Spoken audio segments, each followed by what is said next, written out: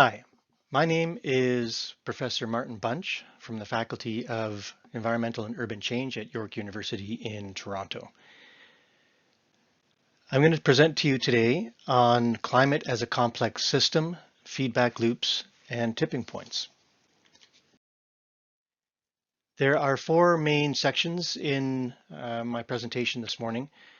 One, I just want to set the stage by presenting some of the situation on our changing climate and talk very quickly on some of the forcings that are driving our climate to change. And then the majority of this presentation will be focused on talking about what are feedbacks and what are the particular feedbacks in our climate system, and what is meant by the idea of tipping points and what some of the tipping points are in our climate systems and what some of the implications of tipping points and those particular tipping points are.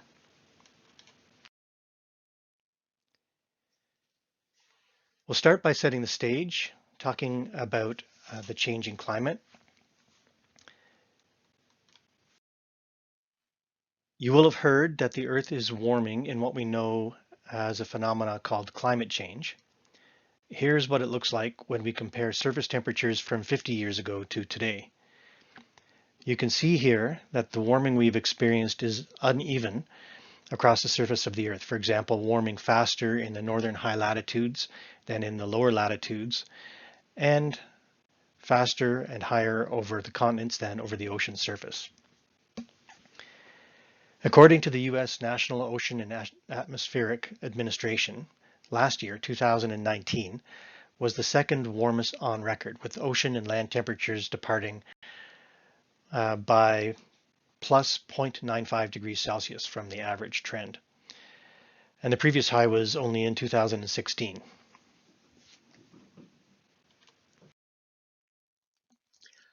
I also assume that you've heard of the greenhouse effect, which is the situation where solar radiation passes through our atmosphere, most of which is absorbed by the Earth's surface, warming the Earth's surface, and some of which is reflected by the Earth's surface and by the atmosphere back into space.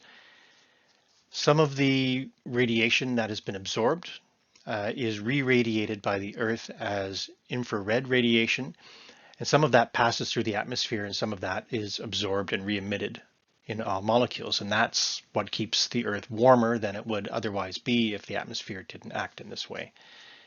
Now, gases that are important in helping the atmosphere to do this, to act like a greenhouse or a blanket around the Earth, are carbon dioxide, methane, nitrous oxide, ozone, O3, and also water vapor and some industrial gases like hydrofluorocarbons.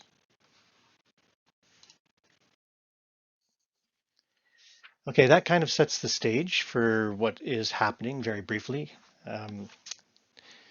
What I'd like to move on to now is what we call climate forcings. Now, climate forcings are the drivers for climate change.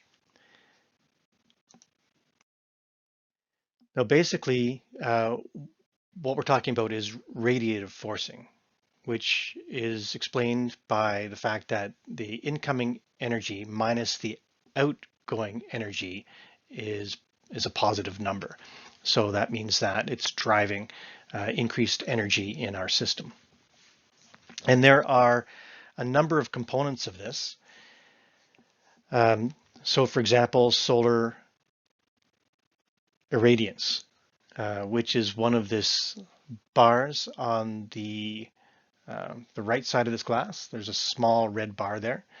And that is one of the drivers. That's a natural driver. That is variation in the hotness of the sun as measured by things like sunspots. And that may explain up to 10% of the driver in the climate change, in the warming of the Earth. Other drivers are things like greenhouse gas emissions. Greenhouse gas emissions are something that is a human contribution to radiative forcing, as are some of the aerosols, dust, smoke, soot, and those kinds of things that are also part of the the radiative forcing components. Also included in things like this are albedo, that's the reflective properties of the surface of the Earth, and all added up, it looks like the anthropogenic, the human-caused components of radiative forcing are much, much larger in our current situation. That would be the natural drivers. Let me get into a couple of those a little bit more. But in order to get into them a little bit more, I'm going to talk about how they are associated with feedback loops. And in order to do that, I want to explain a little bit about what is a feedback loop.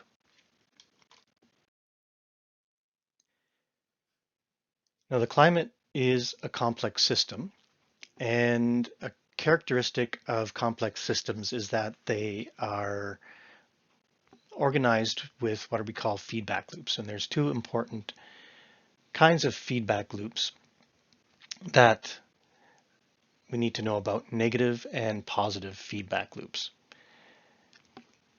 Now, a negative feedback loop is a situation where the influence of an element in the system impacts on other elements, but it does this through a series of relationships so that it influences itself in such a way that that influence dampens the overall effect. It has the impact of balancing out the behavior of a system.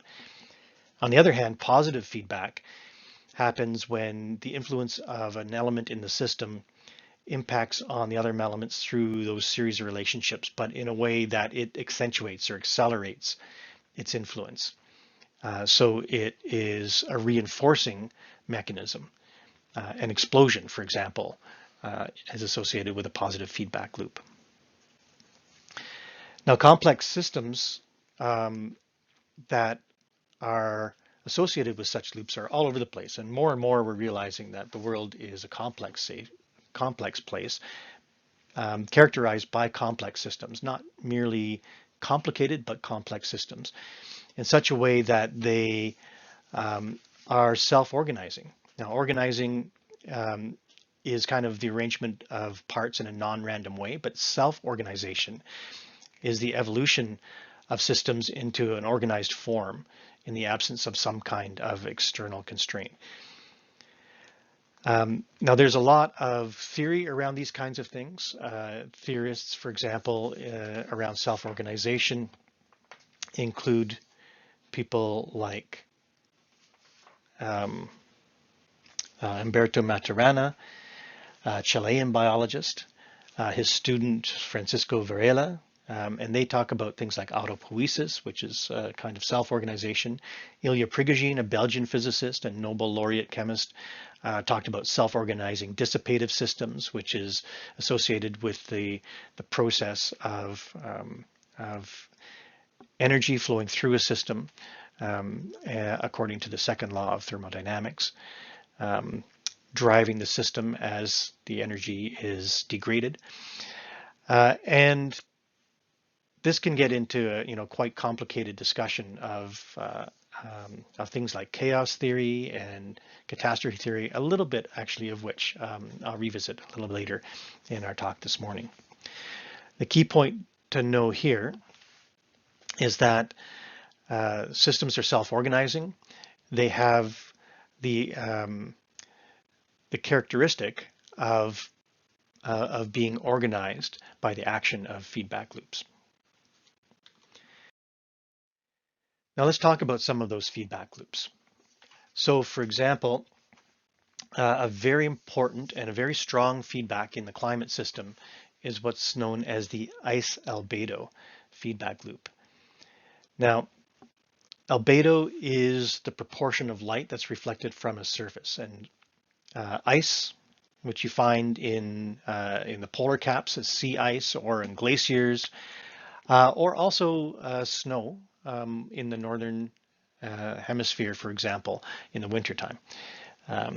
That's got a very high reflective property. Ice is white and very reflective, and so it has a high albedo.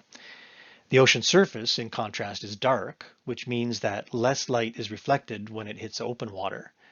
And instead of being reflected, the radiation is absorbed, which heats the open water faster than it would heat an ice surface, such as a glacier or a polar ice cap or a snow surface. The warming of the atmosphere means that the glaciers and sea ice melt, and in the sea, this leaves a darker surface than in the ocean, darker surface of the ocean, which absorbs more heat than it would if it was iced over. And more heat causes more ice to melt, and more ice melting leaves more ocean surface, and it's a very strong positive feedback loop that repeats and drives itself, so that the more that the ice melts, the more that the ice melts, leading to a warmer Earth overall. So here in this little diagram, we can see that this is a feedback loop that's represented by this ice albedo feedback loop. But I mean, the world is a complex place. And so this is not just associated with the marine aspect of that albedo coupling, but there's also a terrestrial coupling. So not only is this happening over the ocean and the polar ice caps, but it's also happening on land. When the warming Earth leads to an earlier snowmelt, and the warmer temperatures lead to increased vegetation growth.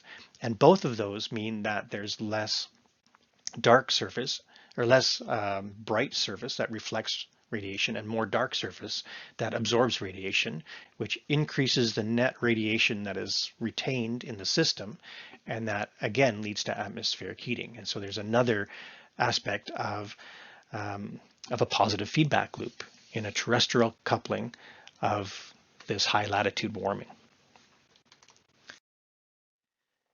Another feedback loop has to do with moisture and the formation of clouds. Now this is a negative feedback. So here in the image, what we have is the positive feedback that we've just been talking about. But the high latitude warming is also coupled to low latitude warming. So there's a global coupling here that is operated through, for example, the circulatory system of the climate, that moves heat and moisture from lower and higher latitudes. Now this global coupling means that there's moisture transported from the low latitudes to the higher latitudes, and that results in the creation of more clouds in the summertime. Now, clouds have an enormous impact in reflecting solar radiation back into space. They basically appear as white. They're highly reflective, and they reflect about 1/3 of the total amount of sunlight that hits the Earth's surface. And that means that that has a balancing effect, right? So if the warming creates more clouds and the clouds reflect solar radiation, that then reduces the solar radiation that is impacting the surface of the Earth where it could be absorbed and warming it. So that dampens that effect, right? So that's a negative feedback loop. So you can see here in this diagram a number of feedbacks that are represented, but these are some of the important ones, but there are only a few of them. There's more. So here's another one. Forests. Forests are dark surfaces, for one thing. So the albedo of forests is low, and you get forests acting as things that can absorb heat, but they're also living systems, and they have processes where they actually cool the area around them through, for example, evapotranspiration. They also have processes in their growth of storing carbon, which draws carbon out of the atmosphere. Right? So you get carbon storage, drawing carbon out of the atmosphere. You get evapotranspiration, which is a cooling effect, and you get a decrease in albedo, which can absorb heat. So there are complex interrelationships with the climate. Overall, forests are a negative feedback, which means they help to dampen the impact of climate change. And you can see here in this diagram some differences in the different kinds of forests and the strengths of those relationships.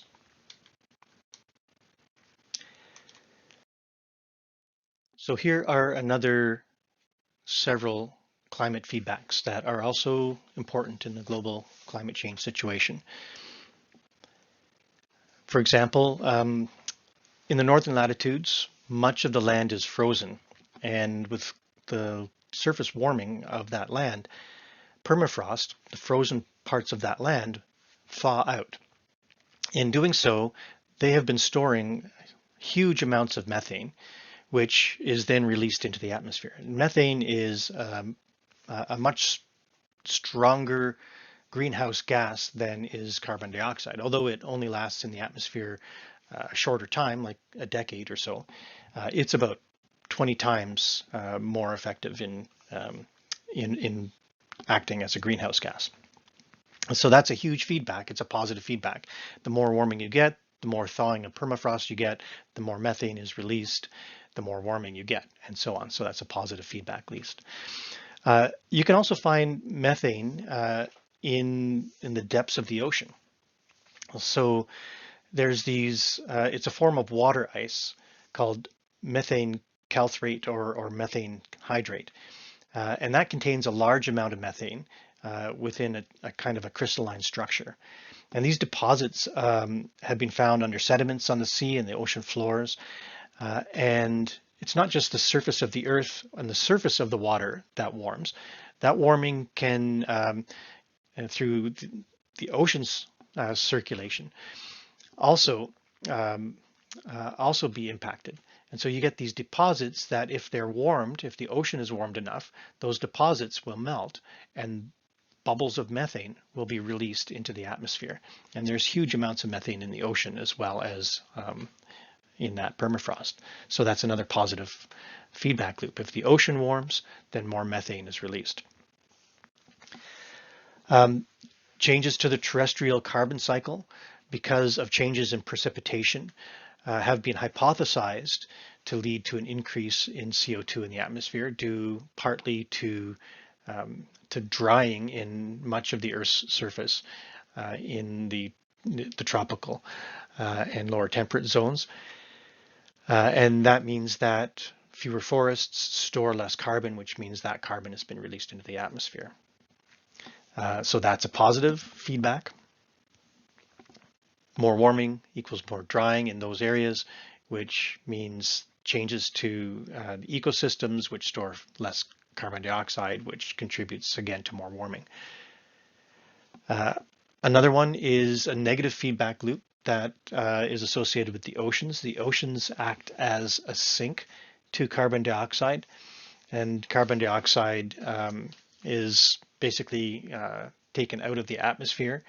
It is stored in the ocean in a very large amount. I think the number is something like 1/3 of the carbon that humans have put into the atmosphere has been drawn out of the atmosphere by the oceans as a sink. Now that has other implications. For example, that leads to acidification of the oceans, which contributes to the loss of coral reefs, for example. Weathering feedback is another one. So rocks that are exposed at the surface of the Earth interact with the atmosphere and interact with water. And there's some physical changes that go on in that interaction called weathering. And the chemical part of that, involves very often the consumption of carbonic acid, which is acid that's formed from water and carbon dioxide, right? That's in the same way that the oceans draw carbon out of the atmosphere. But this, in this case, happens in dissolving minerals in the rocks. So that process is a sink for carbon dioxide. So that's another negative feedback in the climate system.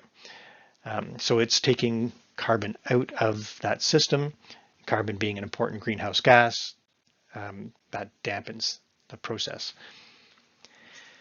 Aerosols, dust, smoke, and soot can act both as negative or as positive feedbacks, depending on where they occur in the system and what their properties are. For example, black smoke, soot, can act as a positive feedback because it's dark, it absorbs more energy. If aerosols like sulfur end up high in the atmosphere, they can actually reflect the incoming solar radiation back out into space. And in fact, that is one of the ideas for geoengineering to intervene in feedbacks in the climate system, is to, using rockets, throw sulfur into the stratosphere, turning our sunsets of spectacular colors and reflecting more of the incoming solar radiation back out in the atmosphere before it can be absorbed at the Earth's surface, in a rather scary experiment about how to control the Earth's temperatures. Decomposition from organic matter in peat. Again, that is also related to warming in the northern regions, where you get large amounts of land that is changing through either melting of permafrost or simply warming. Decomposition from organic matter actually releases heat, so it's actually warming its local environment, so warming the surface area. Forest dieback is another one. So forest dieback is related to changes in precipitation patterns. When forests dry, for example, one of the effects of that is that they have more fires, and that releases carbon that had been previously stored in the wood and the vegetation of the forest. And there's much more of these feedbacks as well. So there's a very complicated and complex relationships among the feedbacks, and the feedbacks themselves drive whether or not the climate system changes or whether it's resilient.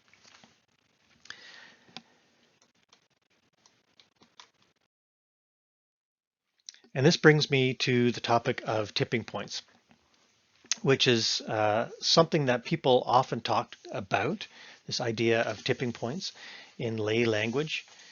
And they kind of get the idea, when journalists and other people are talking about, actually reaching that tipping point and things change. That's correct. But there's more to it than that. There's a deeper understanding that I'm hoping to convey to you in this talk, and this is kind of the point of the talk.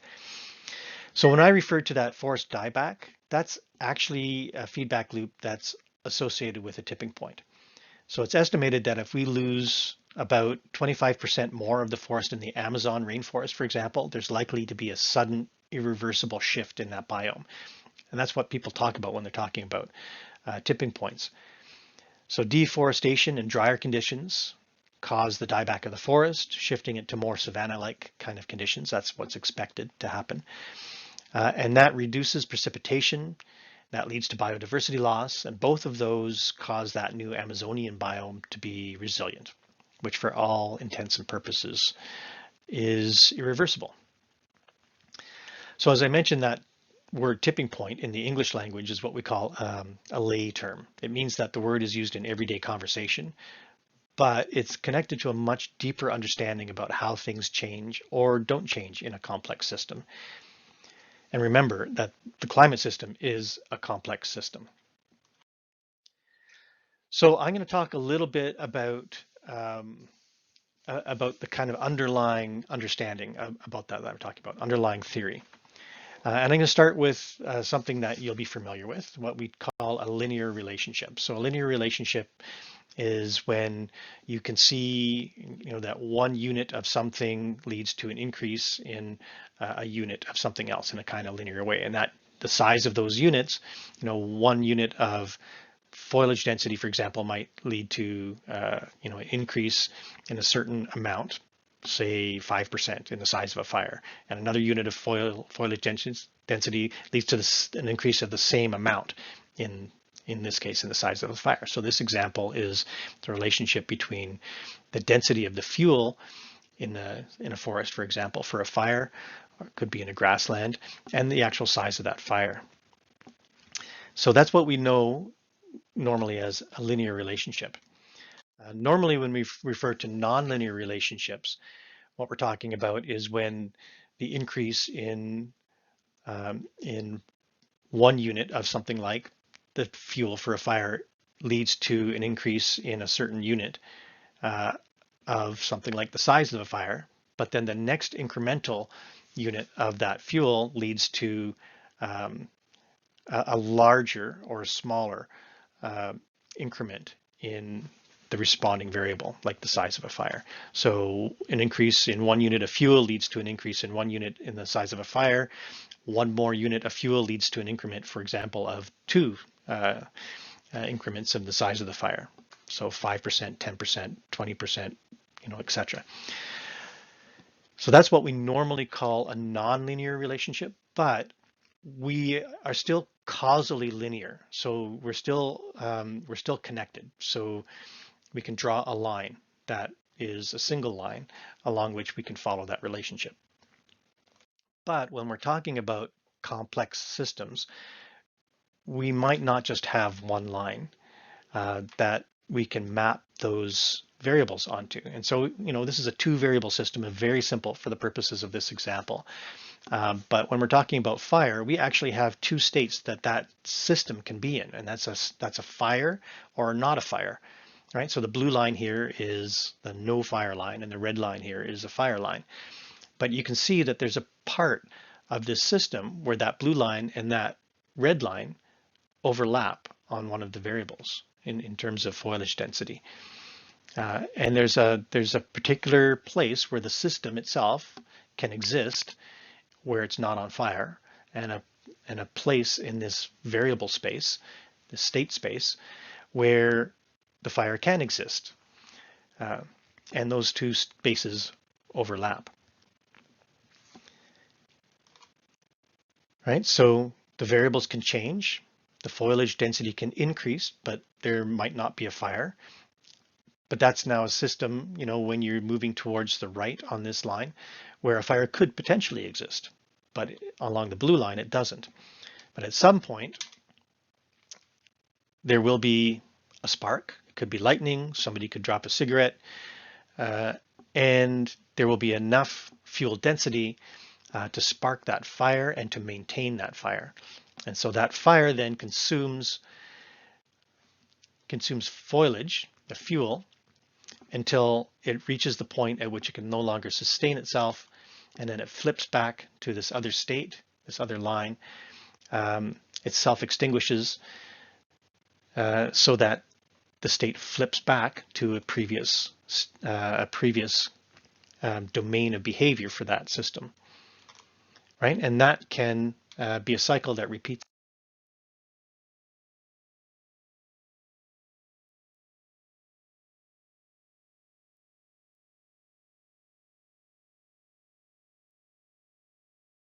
Cycle that can self-sustain itself and can repeat itself. But in certain parts of that system, only one of these, what we would call an attractor, is available to the system. So at lower densities of fuel, even if there's a spark, the system will not maintain itself. It will self-extinguish.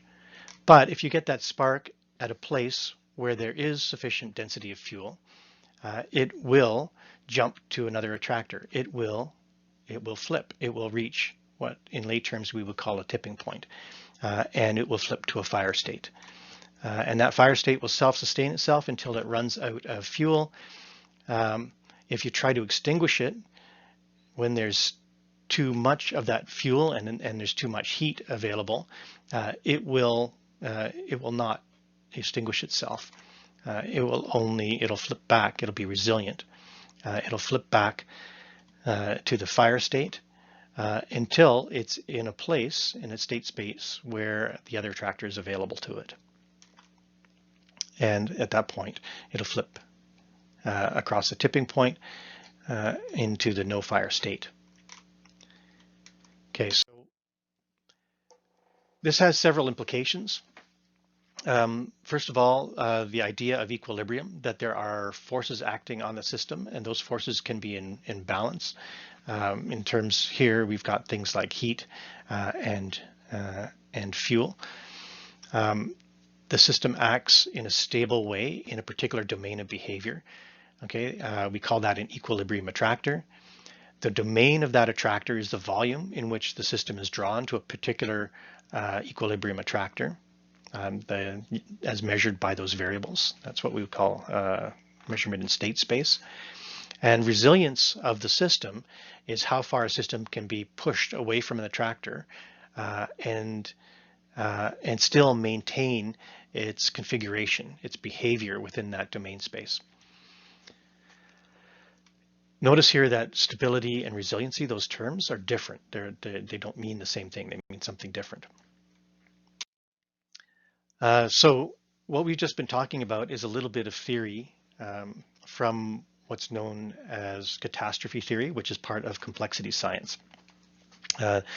This is what would be called a two-phase or a two-dimensional attractor of a fold catastrophe. So we're just looking at two variables, basically. And those attractors along which the system can exist are known as stable equilibrium attractors. And that little dotted line in the middle is an unstable equilibrium repeller. The system can't exist there. It has to move away from that to one of the attractors. Right? So you push things away from a stable equilibrium attractor, and they will move back to that attractor. If you push it across that unstable equilibrium repeller, it will flip to a different stable equilibrium attractor. And that explains in a very simple way how a system can move across what in lay language we would call. So here's a three-dimensional representation of that. This example has to do with eutrophication of lakes, where you've got a flip between sort of a benthic and a pelagic system. So benthic being an open water system and pelagic being sort of characterized by algae and reeds and that kind of things. So we look at that two-phase attractor. That's just a simple thing for the purposes of explaining the system. But these are complex systems with multiple variables. This is a three-dimensional one where you've got turbidity, depth, and phosphorus in the system that drives that system. And you can, of course, have more dimensions in the system, although we have a hard time drawing those. Another way of thinking about this is as sort of a ball and cup, with the cup being the domain of behavior, where a ball in that cup can sort of move around. But if it's pushed too far over the lip of the cup, it'll fall into a different cup. And on the bottom of this diagram, again, this is nutrients and turbidity, that lake example. You can see that that earlier cusp, two-dimensional cusp catastrophe diagram there, and how that is related to the ball and cup idea. The ball, or rather the cups, are different depths at different points along those lines. So attractors are less or more available to each other if there's a disturbance in the system. And if they're not available, it means there's no going back. If they are available, there's another domain of behavior out there that will look different from the current one. So when we come back to the climate system, there are some really important implications. So it appears that in nature, these kinds of changes, the fast, sudden changes, where a system, flips from one attractor to another attractor, are quite normal as compared to, slow, continuous change that our way of thinking in science has trained us to think about, in a linear, causally linear kind of way. In fact, it looks like there's been evidence of 8 flips in the climate change system on Earth, changes of at least 10 degrees Celsius in less than a decade. And that 15,000 years ago, think back to the last change away from our last ice age, there was an increase of 16 degrees in just a couple of decades. The implications of this in terms of how we think of and how we try to deal with our climate system are that incremental external change doesn't really result in incremental change in ecosystems or in the climate system, right? It appears that there may be no effect on the system. So if we pump carbon into our atmosphere and we look around and say, oh, things are going pretty good, it's a degree warmer, that doesn't really mean much. We can go on like this. We might not perceive the change in the system as as responding to the change of the inputs that we're putting into the system. But when we are at the point of that threshold, some small change may cause a dramatic response, and that is maybe surprising when it happens, but it's also too late. Another implication is that there may be several stable states, so ecosystems and the climate system may have different kinds of states available to them. And so we know in the Earth system, for example, that we have been going back and forth between glacial and interglacial periods. And those are two different attractors in the system. And that the change between them tends to happen rather quickly in geologic terms. So sudden change is normal. Knowing the current value of environmental variables is not really sufficient to know the state of the system. You have to know its history. So we have to know, for example, about glaciation and interglacial periods. And we also know that suppressing those kinds of changes can extend some of those attractors, but that when change happens, it could be bigger and badder.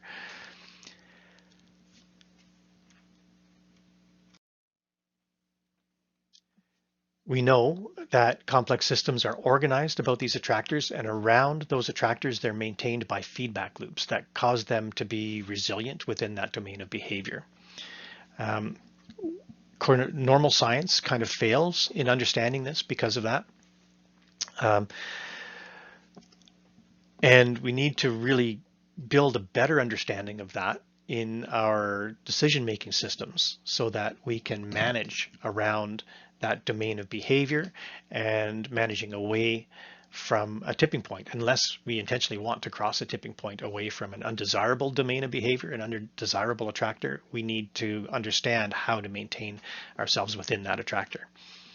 So that comes down to our preferences for what our system should be. So bringing this back to climate change and the global climate system, we have 9 big tipping points that scientists have associated with climate change that we are currently experiencing or that we expect to experience as the climate changes and encounters these catastrophe thresholds or tipping points. Now, I already talked about the Amazon rainforest dieback. That one you can see in this diagram on the left-hand side.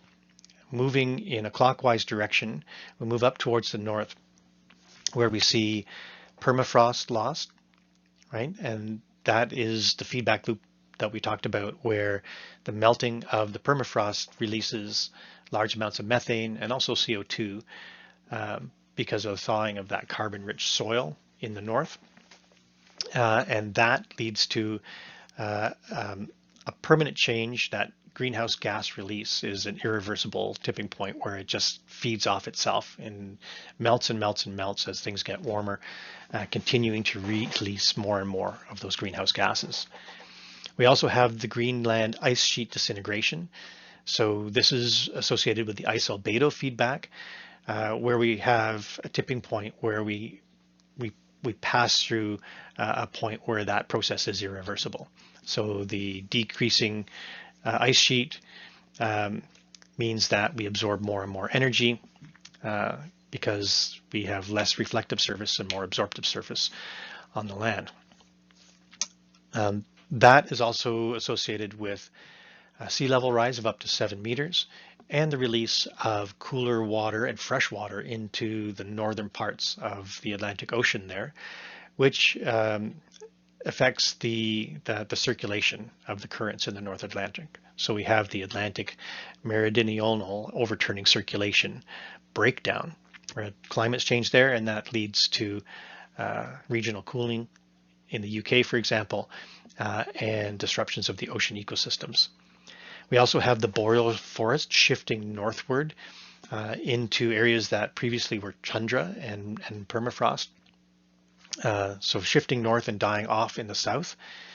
So there's an ecological shift, a biome shift there, and regional warming happening there. That's going to be irreversible, at least in the timescales that we're concerned about. Also, we have coral reef die-off. That die-off is something that I previously mentioned is partly associated with the acidification of the ocean in the fact that it absorbs carbon, but is also associated with the rising temperatures and stressing of the corals, meaning that we're leading to ecosystem changes, losses to fisheries and tourism because we're losing the coral reefs. Then there's changes in the monsoons. So the Indian monsoon, for example, could be strengthened due to increasing CO2 emissions, or could be weakened because of high aerosol emissions. So depending on which way these drivers, the forces go, could result in different tipping points for that. But in either case, it leads to disruption in agriculture and greater rainfall extremes, which is problematic. And then we have the West African monsoon shift. So in the Sahel region, shifting northwards, getting more wet, and then on the south side being drier during the monsoon season, leading again to disruption of agriculture and ecosystem changes. And the ninth one is the West Antarctic ice sheet disintegration, where we get the ice sheet collapsing, and then that collapse cascading to other sectors in the Western Antarctic, so that this is another feedback loop that is leading past a tipping point where we lose the Antarctic ice sheet as well. And that could contribute 3 meters of sea rise to the world's oceans, again leading to a lot of problems.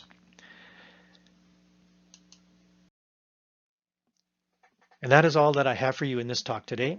Thanks for your attention to this. I'd be happy to respond to any questions. And if you have any questions later on, I'm going to be posting this to YouTube, so that if people are watching this, they can email me any questions they might have, or they can respond in the comment section. Have a nice day.